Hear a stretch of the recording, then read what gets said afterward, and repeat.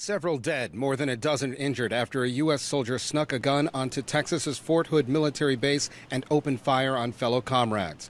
Ivan Lopez later killed himself after being confronted by an armed officer. The 34-year-old had a history of mental illness, according to Army officials. He was undergoing a variety of treatment and diagnoses for mental health conditions, ranging from depression to anxiety. To some sleep disturbance. He was prescribed a number of drugs to address those. It was initially believed that Lopez served a tour in Iraq, which some believed contributed to post-traumatic stress disorder, or PTSD, but that was later found not to be the case. A check into Lopez's history revealed that he had been battling with mental illness unassociated with combat.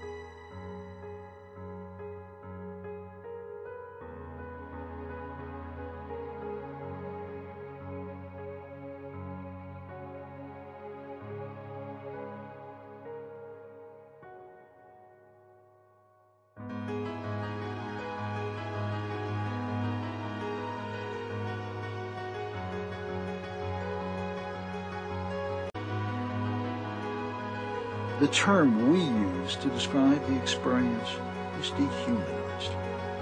Nobody talks to you. Nobody has any contact with you. The average contact of patients with staff was about 6.5 minutes a day. Nobody comes to visit. Psychiatric hospitals are storehouses for people in society whom you really don't want, whom you really don't understand, and for whom you've lost a great deal of sympathy.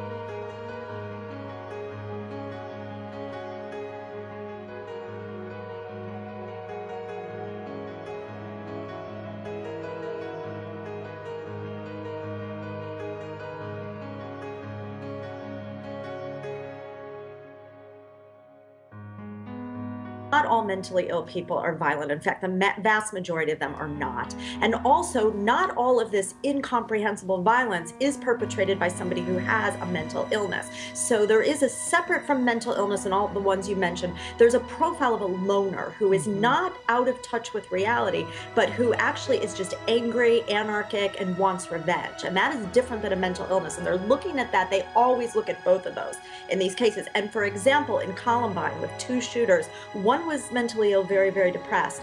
One was a sociopath and not. So, though he had some mental illness, but they really believed in the end he did this sort of out of a rage.